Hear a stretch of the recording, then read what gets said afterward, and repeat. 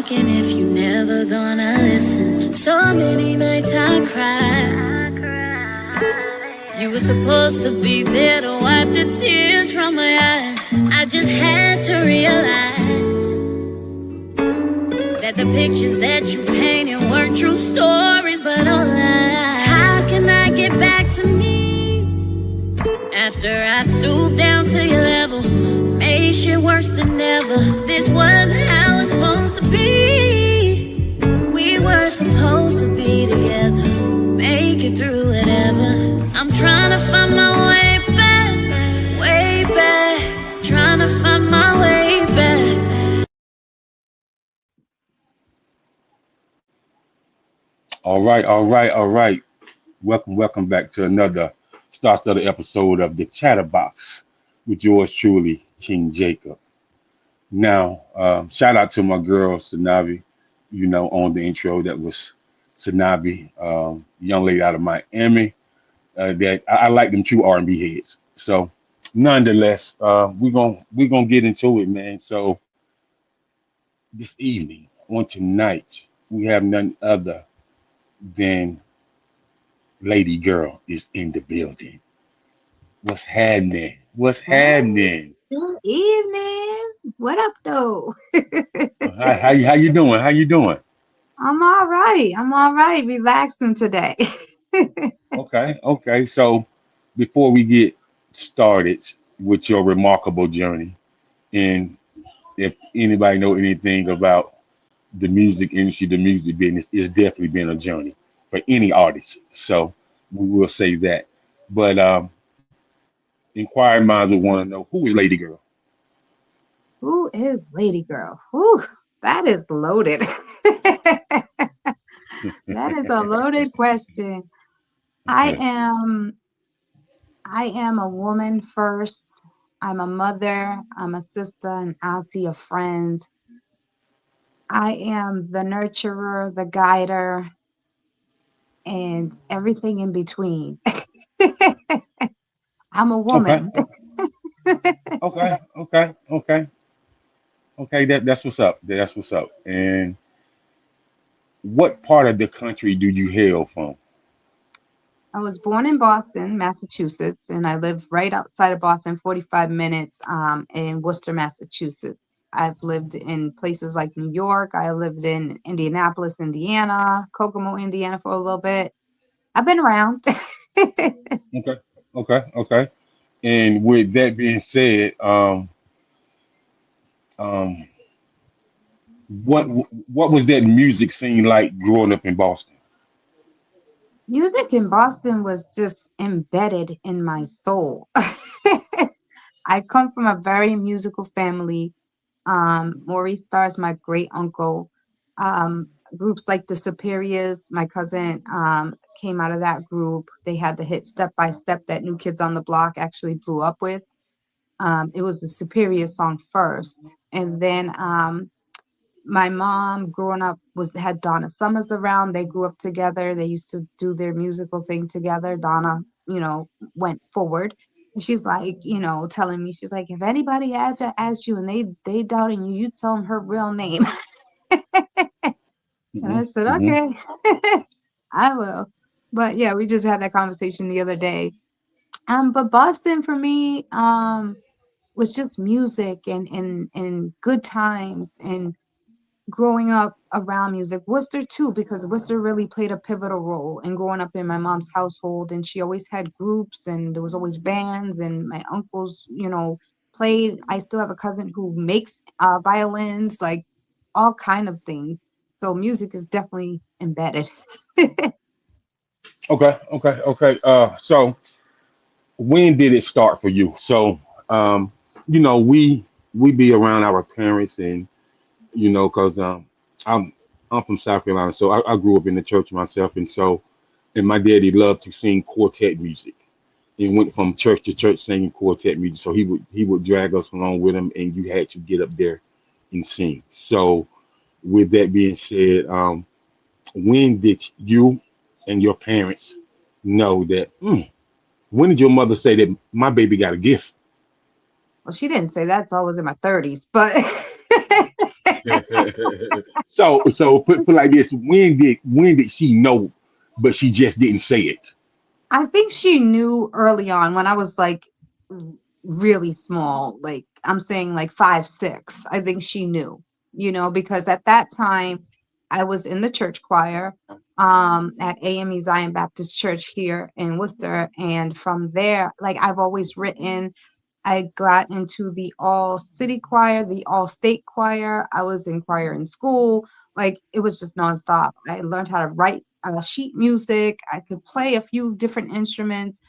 My uncle taught me some things. My son now plays acoustic guitar. Like it's still like it's passing along generations. But yeah, at a very, very early age, I always wrote. Writing was always my first love, above singing, really. I just like to write and, you know, in the home, just like flipping records. My mom had the whole vinyl collection of every record you could think of. And, on the B side, a lot of them had instrumentals. Right. Yeah. And so we would just throw on the instrumental, my brother and I, and I'd write to that or I would like sing their songs like over the instrumental. It was always there. And so this like 5 or 6, and it just never kind of stopped. We lived like in the projects, and right across the hall from us was a YMCA, like a cell YMCA. And Diane ran the YMCA, her and Jim, Jim Williams and Diane Best. And she put like a little group together for us. And she was like, "You're soprano and you're alto," and we just formed a little group. So it's always been there. And Right. it just never stopped, really. Okay. Okay. So I want to go back to something that you said, and you know, I interview a lot of artists. I work with tons of artists, but when I hear an artist say they know how to read sheet music, that Yes. just that just reminds me of the old school people that would stop the piano player and stop the drummer or the guitar player, and their feet and their hands kind of make the beat, but the old man that knew how to read sheet music and taught the rest of the choir how to read sheet music, he was something special. You know what I mean? And so, not many people know how to read sheet music nowadays. Not many singers know how to read sheet music. So, tell us about your experience of learning how to read the sheet music. That was partially the church and partially my grandmother. My grandmother was she was a very stern woman. And Hmm. she wanted you to know those things that probably most people don't think about. Nobody thinks about learning how to read sheet music and write and form notes on lines and what should go where and when to put the rest and where this should go and that should go. Nobody knows that. Hmm. But I know that. And it stuck with me, especially because I wanted to write songs and I think she knew that. So while, you come home from school, and this is elementary, you come home from school, and I played instruments in elementary school. They used to have violin, flute, tambourine, stuff like that. I always played the violin and I always played the flute when I had a choice. And that was part Hmm. of the homework assignments was to write the music. You had to write the music. And so in order for it to be perfect, she was on top of me. And then she went even further because she had like Catholic school upbringing. And it was like, if you're going to do your ABCs, you're going to do them 1,000 times. If you're going to do sheet music, you're going to write it 1,000 times. You're going to learn it. It's going to be embedded. Right, You're going right, to right. know it. And so from that, learning the sheet music, putting words to it, finding the melodies, everything played composing really, how to compose. And that it was just in the household, in school, in church. So you had to know those things. I just want to say, I have a lot of friends with different nationalities, and black people who sing gospel music are really different. Um, you know, people be like, man, when you tell them, oh no, bro, we can't hoop today, or I can't go to the movie day, man. We got choir choir rehearsal. rehearsal. They be like, You know they be like, so is it gonna be take you an hour or two? I was like, I don't know how long it's gonna take because when you even back then, even though you had somebody who directed the choir, you still had older people who come and sit in. They wanted to make sure the director knew was leading you right. You know, getting you up on your notes, whether the piano player was in a C note, a B note, or D note, or whether the tenors was gonna start the chorus off first, and then you have the altos come in and the sopranos will be last, and then you had the lead. So I just think that community love in music is all us black and brown people ever had. And I think that's why we have been so great at some are greater than others and some are great on the business side. You know what I'm saying? But they have an ear for it. And I just think like when you say your grandma, you know, I remember my grandma saying, "No, they ain't how they go. Sit right here on the bed. Let me show you how they go." She said, no, no, no, no, no, no, no, no, no. First of all, you starting too high. Don't do that. It's gonna throw the rest of the choir out of pitch. So no, no, hmm let me show you how to go. So, I can appreciate that growing up reading that sheet music and learning how to write those notes is something different. A lot of producers wouldn't even understand that because a lot of the new age producers didn't grow up in the church. You know what I mean? You know, hmm they might have played band or something like that, but growing up in that black church is very different, very different. So as time went on, tell me about your very, very first performance. Oh, my very first performance. I want to say, I think it was at, um, it was in Hyannis, I believe, at Puffer Bellies. And excuse me, I wasn't even ready to perform. I didn't know I was performing. Okay. I had a manager and he was like, come on, we're going to go out. I want you to see how the shows are conducted. So it was like 2012, 2013. And I said, okay, because I've never done a show. Like I sang in the house. I sang in the studio when I first recorded. Just I sang for people like outside in public here, there, and everywhere just because they wanted to hear. And it was like something really quick, but it was never like a full on in front of a whole crowd of people. And Hmm. so this day in particular, we walked in and all of a sudden I'm hearing the guy on the mic and he's emceeing and he was like, oh, we have an R&B singer in the house. I'm not knowing he's talking about me. And all of a sudden somebody just tapped the mic and was like, give us what you got. And I'm like, huh? Hey, I couldn't think of anything. The first thing that popped into my mind was like, Amy Winehouse, why not? I mean, that's real easy, it's quick.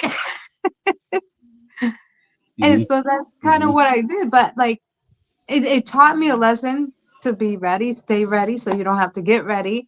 But I just was Hmm. not expecting it. I thought I was just going to spectate. And yeah, Hmm. he just threw me in the Hmm. deep end. So that was the first time I could say I and and actually performed.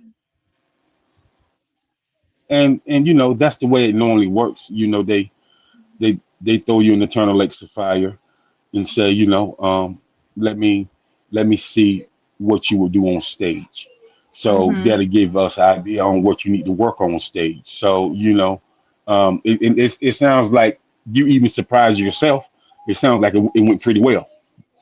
It did because like I had no preparation. I was not my mind wasn't even there. It's like a packed club. I'm like, okay, I'm trying to shimmy through and just taking all the sights and the surroundings and the atmosphere and see what's going on.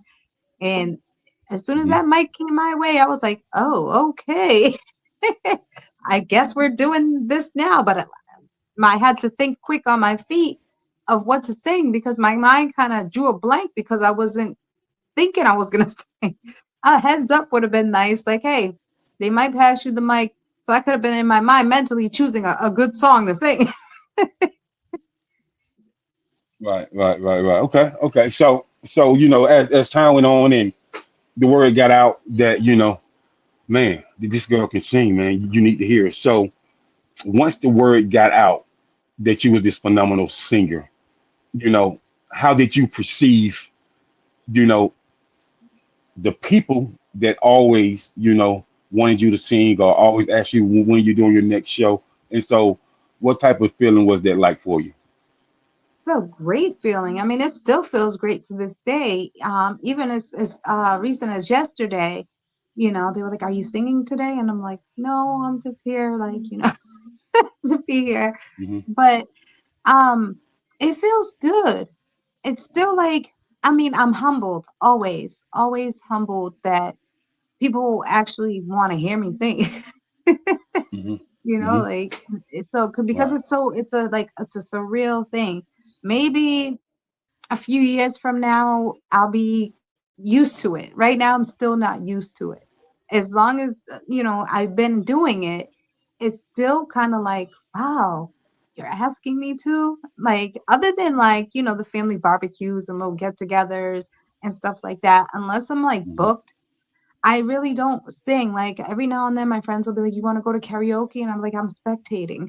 I'll go and spectate because I want everybody else to have a good Hmm. time and do their thing." But um, yeah, I try not to sing unless you know I'm actually booked to do so, unless I'm rehearsing or family. When it's family, I don't mind. We can sing it up all day long.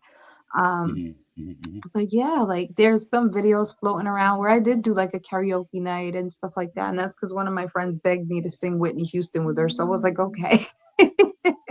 Right, I right, said, right, I'll, right, I'll right, take right. the first half. You take the second half. Okay, okay. And so, with that being said, tell me about your very first studio single. My very first studio session, whew, it's hard to like kind of figure out which one was the first because I've made and written a lot of songs in my bedroom. I've made and Okay, written and sang a lot of songs in a closet. okay, um, so if we want to talk about studio sessions, that's where it happens for me is in the bedroom, maybe a closet. But I would lay down the track. Sometimes in the early stages, my brother would mix and master them for me. Then I actually, linked up with a couple good engineers and studios, and I started sending my work to them because I would still record at home because as an independent artist, studio sound is expensive. So, you know, there they you are. utilize the equipment you have, and most studios you can send in your vocals and your stems and stuff like that, and they can mix it down for you. Um, but there are occasions where I do book studio time. I want to be in studio and actually sing it in the studio and sit there during the mix and mastering process. Um, but yeah, those early stages, those early songs, those was recorded in a closet. Okay, so would you say from you understanding and learning how to record? So did you still do a lot of pre-production yourself and just sending in to get mixed and mastered? Yes, I do a lot of Okay. pre-production. That's my writing style. So some people can take a paper and a pad and sit there and write. Most of my songs are like Hmm. maybe the first verse, if that, in its entirety. A couple sentences might be the only thing that I wrote down with the pen. Everything else is recorded. I have to lay it down while I'm doing it because I'm arranging. I can erase anything and re-sing it or move this over or sing this different or add this here. There, I have to hear it in order to know like Okay. okay, it's flowing how I want it to flow. And then once Okay. I get that all together, because I cannot do the production part of things, like, I need somebody who's either a really, really good producer, which I had on Entanglement, like elevated me 100%. That was EA Sports, DJ EA Sports, and she was drumming out of Boston. And then on the other songs, on the EP, I had Diamond Bars out of Orlando, and we were in studio for most of it, and then I sent him the rest of it. But um, that part of it, I can't do. I got good ears, but they are not that good. Yeah, I mean, even when we look at a good engineer, a good music producer, they are totally different because a lot of music producers will tell you, "I'm a music producer. I'm not an engineer." Yeah, An engineer, yes, has a lot of technical things that they understand when it comes to sound. And I tell people the best engineers that I've seen is people who used to do sound for live bands and concerts, and then they became an engineer. oh yes, Those people be such good engineers. So yes. with that being said, the very first time you heard yourself on the radio, walk us through that feeling. I wanted to cry. I did. I wanted to cry. I Hmm. was like, oh my God, I'm on the radio. And it was just like Hmm. everybody and everything just stopped and was like, oh my God, that's you. You're on the radio. And I was like, I am. And then, like, as I'm hearing it, my phone is ringing and people are like, I hear you on the radio.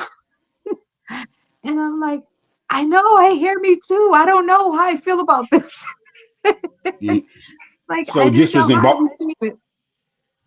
this was back home in Boston. Yes, yes. I didn't know Okay. how to receive it. It was just like, I don't know. It was one of those, I wasn't numb, but I think I was in shock, really. Like, wow, wow. And I think it was when I had that moment alone that I just really sat and I just prayed, like, in my mind, I'm like, word, I was on the radio. Yes, yes, yes, yes, yes, yes. Great, great, great, great. So, you know, um, I tell people when it comes to the music business, you know, a lot has transpired since they went to the digital era. Um, in for those of us who worked in the analog era and had to learn to work in the digital era, what is what's some things you've learned when the music industry moved over to the digital era that that you kind of had to just sit back and think and be like, man, this is so different from where we used to be in music. Yeah, so really, the promotional part of things. It's easy to put your song out there. It can get lost in the shuffle. Hmm. This whole hashtags, actually like boosting your post, not botting it, no bots, but boosting it so that it's reaching the maximum amount of people. Right. Everything is it's a cash business, really. You got to pay for everything. So it's You do. just really having a good marketing and promotion strategy and budget behind it. Um, is something that's different because I know back in the day you can get your record pressed up, you can have a bunch of CDs, you could have cassette tapes or whatever the case is, and have a whole street team with flyers and everything, go plaster everywhere. It's different now. So now all of that effort that your street team would do or footwork you would do is all in the digital way. So you have to strategize in that way. And, Mhm. I kinda do that. I think my son, he's 28, and so that's his age range. So I'm like, "What should I do? How should I do it?" I'm still Mhm. trying to figure out how to put the, videos together the right way, and edit them down and, do things like that just for, like, little reels and stuff like that because attention spans are no longer than 30 seconds. So you gotta really show up in 30 seconds and it's almost like an elevator pitch. This is who I am, this is what I do, this is why you should follow me, buy my music, whatever the case may be. Um, and in 30 seconds or less, with a good score behind it. Right, right, right, right, right. So with that being said, tell me about what you understand about the music business now versus then. Because I tell people it's 95% business and it's 5% music. And so, with that being said, what are some key value lessons that you had to understand and learn upon your journey? I thank God for my family first and foremost on this topic because they're very business oriented. But I do have to be clear. In the beginning, I didn't have family help. I didn't really want family help because I didn't want people to think that I was making it because of the family that I come out of. Hmm. So I was just doing everything on my own. So I was really bumping my head against the brick wall repeatedly. Um, you know, I cannot stress it enough. It is a cash business. It's a business. You can have all the talent in the world, if you don't know the business side of things, and I've run into a lot of artists that are A-list artists that were really doing it back in the 90s and, you know, even recently that didn't make money because they didn't know the business side of things. They just wanted to make music, perform, and it looks great, but you're not getting paid for your talent, your time, your effort, your energy, everything that you've put in. So all of that studio time, everything like that costs money. You're not recouping any of it. So I guess just knowing the pitfalls, watching out for people because you do have to keep your grass cut low. There's like a bug in here flying around, but you have to keep your grass cut low and just watch out and be smart and trust your gut, and if you know better, you'll do better. Ask questions if it doesn't sound right, and even if somebody's talking real fast, listen even faster. Right. So this what I would say for me being in the music business for so long, being anything from a street promoter, club promoter, to a manager, to a publicist, to managing bands that do Motown reviews, and so I've did some of everything on the business side. So for indie artists, I would say this to independent artists: any independent artist should work on brand deals and music sync licensing, because until you get to that next plateau in your music career, the sync licensing is what's going to get you paid so you can put more marketing back into your music. I Mhm, was talking to this rock band, and they was like, they don't even go outside to perform. All they do is sit in their garage and make mhm. music for TV, film, documentary, video games. You know what I mean? And they was like, we probably would never get on stage again, man, because it's so different. And so, we came out in the '90s and we toured all over Europe and all over. But they was like, nowadays, man, work on brand deals and music sync licensing. So I would tell each independent artist, understand what a brand deal is, understand how the music sync licensing works. You know what I mean? That can definitely get you paid for the rest of your life. Yeah, Because the TV and the film and the video game and the documentary money is way more than music money. It's not even close. So, that's what I would say. you're absolutely right. And I do have all of my tracks that have been released actually are in a whole bunch of different sync libraries right now. So that Okay. I am familiar with. Um, so yes, that is a great thing for artists to do, especially the independent artists. Like talk to Mhm. people who are knowledgeable, who know things like that. That Okay. can, you know, plant that seed, even if they don't give you all the information, know enough to go research and figure it out and find out and maybe ask questions to other people, you know what I mean, who may know. Yeah, so I think I have my team is actually working with, I don't know who they're working with. They don't tell me all that, but they're working with somebody for the sync licensing. But I also do things on my own. So I also have it in another spot that I think I got 75 libraries right now that my tracks are in, different ones. Okay. And Okay. knowing the process, knowing that you have to be patient because it's in the library, but it has to be chosen.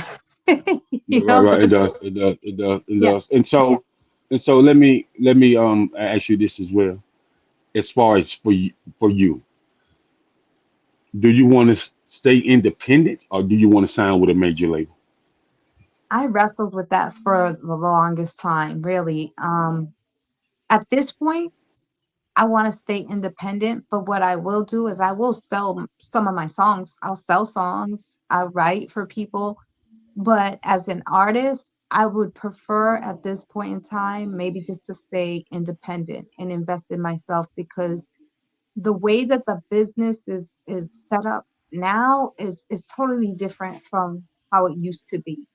And people don't understand, when you sign to a label, it sounds good, but what it is just a loan with interest.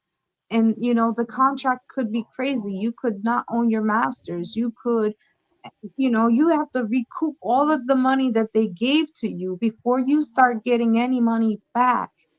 So it's a lot of things that make me want to stay independent when it comes to a label. Would I love the distribution? Would I love the financial backing for promotion and marketing? Absolutely.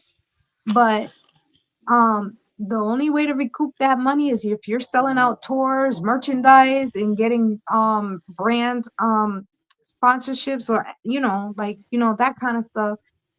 Other than that, I just rather stay independent and Mhm. go that route. And if people are really into what I do and they support what I do, I'll build my community. My community will come, my community will support me. And that's what I'm hoping to do.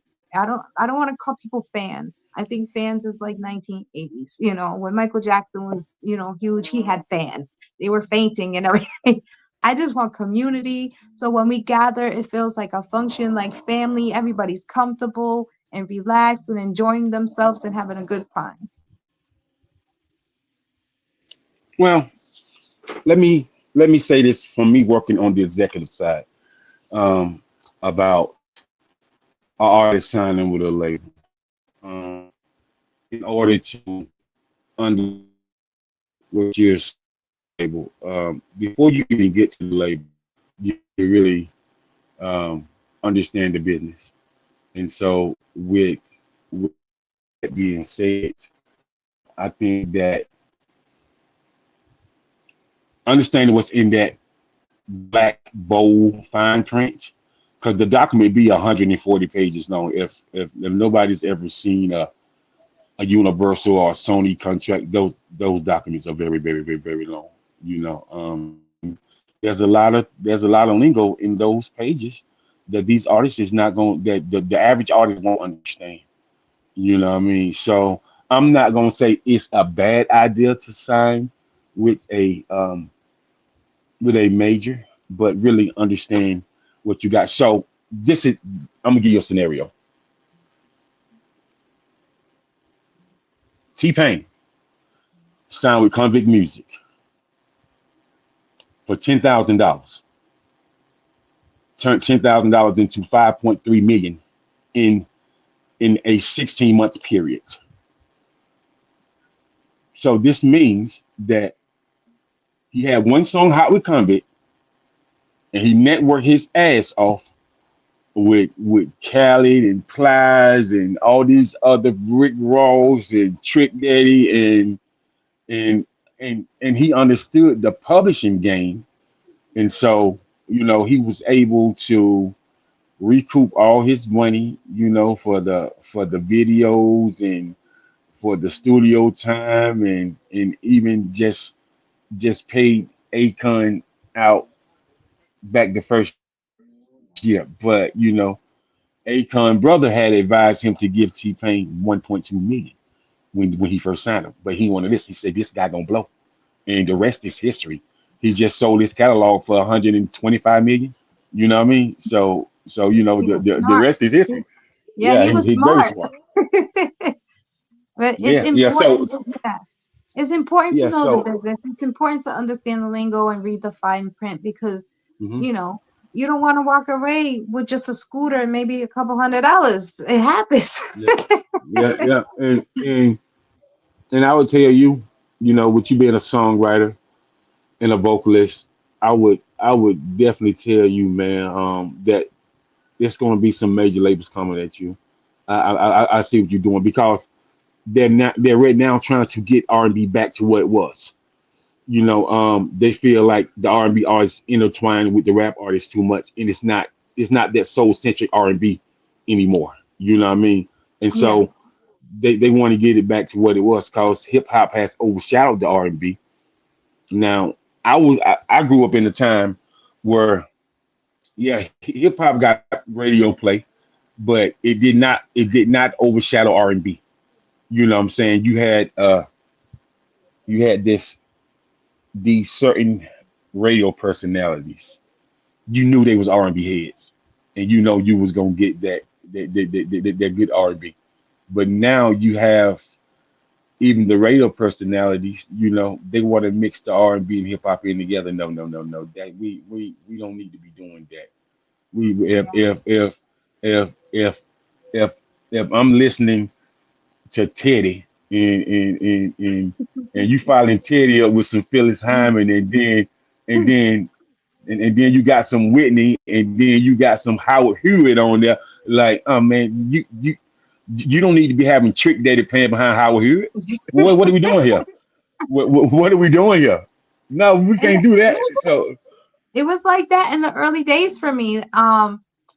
Trying because R&B shows are popular now, but back then they weren't. So you would have to perform on a hip hop show, where there's predominantly rappers, maybe one or two R&B singers, hmm um, to actually start getting your name and face out there. Now, if it's not R&B, I'm not on the lineup. I'm not, and I'm not bougie about it, but I don't fit. You know what I mean? I don't fit unless it's like a combination, like the I Love Hip Hop '90s R&B concert series, something like that, where you may have like a CL right, Smooth and myself, or things like that will happen, but they're still right. kind of like rhythmic rap almost, very mellow rap. It's not I'm hmm not gonna be up there with Onyx or Das Effects. Anybody Yeah, like that, yeah, yeah, you know. yeah, It has to yeah. make sense. But I really could see you doing a track with Joyner Lucas for sure. Yeah, I maybe I'm like I'm I'm I'm gonna tell you why I say that. Because sometimes Joyner I have these producers that have these kind of wavy type tracks where you can hear R&B singer on the hook. That's why I mhm. said it. And Joyner is not a hardcore rugged, I shoot you up type rapper. Like he's Yeah, like a no. real lyric. He's a He's a real lyricist. lyricist, Yeah. lyrical, and he speaks about some deep subjects. That's Yeah. why I said that. You I know what I mean, we're mean? from the same city. I like his music. hmm I really do. He's a cool individual. As you know when you see a kid grow up and you're like, you grown now. That's kind of how it is with Jordan. Yeah, Like yeah, I yeah. know his parents, I know his auntie. Like me and his aunt used to go to school, but we all grew up together. We all know each other. So his success for the 508, it was great. And the question reigns, who's next? Well, Yeah. I think I am, but I Right, think, right, right, right, right, right. but we're two different genres. And if we both can come together and make that work, I'm always down to do that, because we're repping the same city, the same state, and we both been doing it for the longest time. I remember his aunt had a hair Right. salon that had a studio in it, and we would all be in that same studio recording, him included. And so hmm there is history there, Right. and it could happen. That's pretty dope. That's pretty dope. So let's talk about your new single, Entanglement. So Yeah. tell me about why you call it that. How'd you come up with this name? What happened? What did you see? Oh Lord, I've seen too much. I just seen too much. Okay, You okay. know, Jada Pinkett, she kicked it off because I wouldn't know what had called the song if she didn't initially say she was in entanglement. hmm But just seeing situations and scenarios, and I don't feel like I can't even escape it. It's still happening to this day where lots of people are in open relationships or, practicing polygamy and all this stuff. And I'm like, what happened to monogamy? One woman, one man relationship. That's it. No outside interference. And people are really comfortable with that situation. And I'm not judging, it's not my job to do that. But, I'm inquisitive, so I ask questions. And I'm like, please don't take this offensive. I'm not trying to be. I'm just curious, as to sorry, as to how do you make it work? You know what I mean? Do Are there certain roles? Are there days? Like how does this work out? And they're really comfortable in it. And I said, Oh man. I gotta write about this. Yeah. Hey, listen, man. I tell people all the time, man. Like that's a whole different level, a whole different mindset, a whole different emotional presence, and then spiritually, what what is your level of connecting?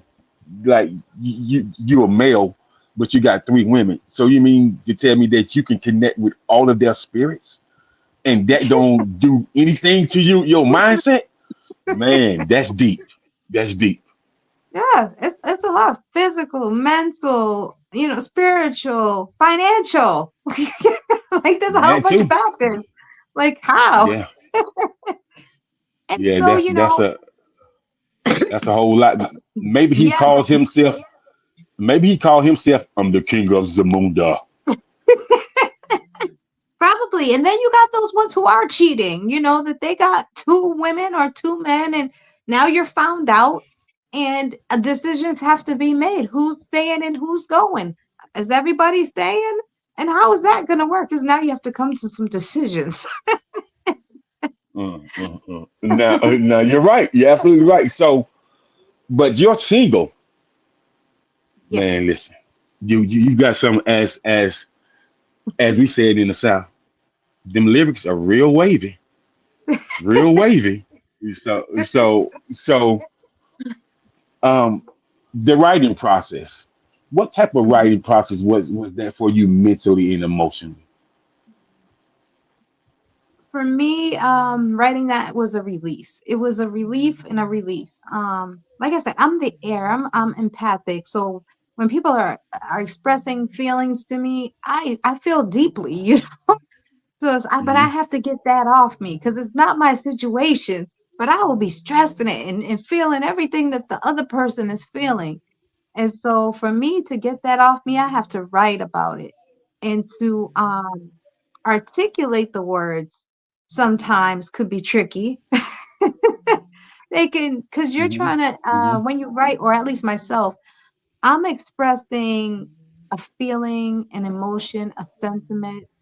Um, you know, there are so many different things in a song, and I'm not thinking when I'm doing it. Some people can sit down and analyze, like, oh, I want to make this relatable, or I want this to emote this feeling. No, I'm just writing. Hmm. I'm just writing it. And I need it to make sense when I write it, because if I were having a conversation, and so entanglement, I was starting off in the beginning, I'm talking to the man in the beginning. Hmm. Like, I'm sick and tired of you. You know what I mean? But Yeah, he's yeah. You the said that. female is, yes, and now the female is standing there, so now I have to address her. Like, Hmm. this is what it is, honey. This is the situation. You want him, but he wants me. So what are we doing?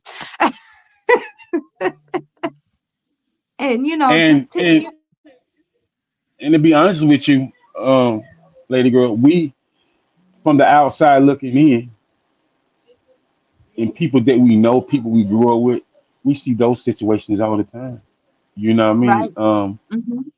He or she may be with that person, and I see people all the time who've been together for 25, 30, 40 years, but man, they've been together for 35 years, but they've been unhappy for 20 of them. You know what I Right. mean? And Right. and, and and from family members to homeboys, and they be like, man, I don't know what to do. Yeah, well, like, Time to well, listen to you do, entanglement. you do, cause you know how it once was, and Hmm. how you made her happy, how she made you happy. Like, who did you let infiltrate the situation? Right. Because we can let society tell us what we should do and what we should be, and when society don't give two shits about us, Right. So you I know what I think mean? people like, yeah, and like you said, you see it. And so, like, what do you do? Especially if you are the advisor. People are coming to you for the advice on what they should do. Now you have that on you. How do you get it off of you? Man, listen. Let me tell you something. I said to myself, man, sometimes I feel like I be in the wrong field, man, because boy, the the stuff that I have had to encounter in here, and I had to tell one of my homeboys. I said, look at me. We ain't gonna do this. We ain't gonna do this, man. Every time we are doing this right here, bro, you always got something going on. We can't even never talk about the game, man. It's always she doing this or you doing this. I was like, man, man. I was like, if we can't have a healthy conversation, man, then we don't. You man, you don't need to be calling my How phone, good man. talks are made, though. Yeah, Exactly how yeah, good yeah, talks yeah. are made. Yeah, man, we need to have a healthy conversation, man. A healthy conversation. You know what I mean? Mhm, Because when you have healthy conversations, the communication flow well. You know what I mean? But mhm. if you got a friend or a cousin or a family member that's always a Debbie Downer, man, that's a lot to carry. You know what I mean? Yeah, And then you end up snapping on people and they ain't even did nothing to you. right. So you got to have a release for that. And that's why I Yeah. write. And I tell people all the time, like, listen, it might not be today, might not be, might not even be this year, but I might just write a song. I I might write a I song love about you. I love your hit single, Entanglement. I love it, man. It's so smooth, so centric. It's real R&B. It gives you it gives you that vibe. Some people might hear that song and might even want to go back and apologize to they mate. For real, for They real. might. They might. Because, I mean, you put them through some things, you know? And then, for those who stay and I would say allow, tolerate, put up with, right? There's no judgment, but it's a situation, but eventually people get tired of being tired, you know? And the way that the EP is set up is like Entanglement is actually supposed to be the middle song. I made it the first song. It's supposed to be the middle song because I'm telling a story. So it starts like Mhm, sweet as taboo when the love is mhm, good and everything is great and is thriving and it's euphoric. And then, sometimes people leave and they go away. It could be military, it could be school, could be whatever, prison, anything like that. They go away and it's that mhm, I want you to stay comes after that. And entanglement is right in the middle. You're begging this person to stay with you because you love them and now you find out there's an entanglement happening. you know and then after yeah. entanglement comes unlucky in love because it's that feeling of why don't I have luck in love, why is it always something go wrong for me, and are you settling when you're in an entanglement, you feeling unlucky. So after unlucky in love, sometimes in that phase, people actually get it together. You get it together as a person or a couple, whichever way it goes. In the end, you're going to end up happy. Whichever way you choose to go, whether it's yourself or to stay with this person and you have set your boundaries and you have grown together, there is always a happily ever after for most people. And that's how I set up the EP. I wanted to Yeah, tell but people my story. okay. So your EP is like a R&B mini movie. Yes. And I'm shooting one for it. Okay. Okay. Great. So it is about our time to get off, but y'all go scream that entanglement, man. Lady Girl. Yes, L please. A Thank D you. I I girl. Go scream that, man. Go scream that. Give us some feedback. Talk to her. talk to her, hit her for DMs, cause she definitely talked back like she loved fan engagement. So just talk to her and vibe with her. And if you want her to come to your city, talk to her people. And I'm pretty sure that she'll come to your city and bless the stage with that phenomenal voice. You know what I mean? Just holler at her. So are there any closing remarks you want to say, or any shout outs you want to give, or any up and coming? Oh, bingo. I'm gonna say this right here. Shout out to my boy from the Heritage Awards. Shout out to him, man. I seen you up for award. You know what I I mean? And, am. and, Yes, and, and, shout out to Karev and the whole team over at the Heritage Awards, Heritage Hip Hop Awards in Jersey. I am mm-hmm, nominated in two categories. One is Solo Artist of the Year and Album of the Year. So I'm excited about that. Um, okay, Next month, September 12th, we have a show put together with myself, Nevaeh OTR out of North Carolina.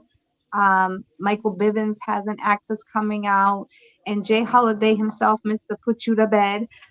We are all going to take part in this R&B show, so I'm excited. That's happening here in Worcester, Massachusetts, at 26 Millbury Street at Electric Haze. okay, Um, okay. I just, shout out So, to so, MJ. so, yeah, no doubt, no doubt. Shout out to her as well, no doubt. So, man, Jay Holiday gonna put him to bed, and then they might even suffocate after that. Good They Lord, have just mercy. might. Listen, and all the women will be like, "It's yours, man. It's yours." They will be singing his songs. Yeah, I can't wait. cause when he was out there touring heavy, man, he definitely used to sing their draws off for sure, Yes, yes. So we for we sure. performed on the same stage once before, a couple years back, for Summer Jam. That was great, and he did his thing then. It was myself, him, Kiki Wyatt, Ray Royale out of Boston, Little Mo. So it was a great show. It was something great to be a part of. You And so said we're you said Ray. Who? Ray Royale. I haven't heard that name in so long. Yes, Wow, he's still doing his thing. man, He's that's so dope. That's so dope. That's so dope, man. I'm glad to see he's still doing this thing, man. So are there are there any more people that you would definitely like to highlight, like some people that's on your team? Because I need to get familiar with your team as well, because I might want to have them on the show as well. So if you Yes, can go ahead absolutely. and drop those jewels as well.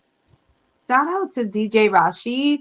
He's Rashid Sequeira. You can look him up on all the social media. He manages everything for me. Marissa, Servino, she's my PR publicist person. She has been working her behind off for me, which I appreciate so much. Everybody over at Fleet DJs, all the DJs who have me in the mix, you know what I mean? I really, really appreciate it. Um, Shout out to Tito Puente Jr. and Chrissy Isai, who came out to our city yesterday and, showed me so much love at the Latin Festival. Shout out to Coach Dana Chavez, who hit me up today on Instagram and said, I want to be on Chatterbox TV. And I said, well, I will let him know. She Um, said, what, huh? Yeah, so Yeah. Coach Dana Chavez, he hit me up, and I know him. His name is Dana Chavez. He's does basketball for youth, and he's an entrepreneur. He's doing really big things. And he was like, "I want to be on Chatterbox TV." And I said, "Okay, well, I'm gonna make sure that I let him know you want to be on Chatterbox TV." Okay. And And shout out to we you. can make it happen. We can have him on. Thank you. We can have him on Chatterbox TV, but we can also have him on 101 Sports TV as Okay, well, for sure. okay. So I will help him Yeah, get yeah. So connected with we can do you. it, but please do. And I would like to say I do thank you for tapping in with me, man. And I want to say shout out to my home girl, Treese Aves from Boston. I think it's 104.9, the biggest college radio station in Boston. You know what I mean? Shout out to her. I've been rocking with her for a very, very long time. Hey, And Chama, that's my girl. yeah. And I'm gonna definitely hit up tomorrow and let her know that I had you on the show, and you know we gonna build. So shout out to you, shout out to your publicist MJ, and man, shout out to your whole team, and man, and collectively keep doing what you're doing. You know, there's a there's a there's definitely a blessing with your name on it, man. So keep on doing what you're doing. Thank you so much. All righty. So I mean, I'm gonna say peace, love, and y'all have the rest of a blessed week. Peace.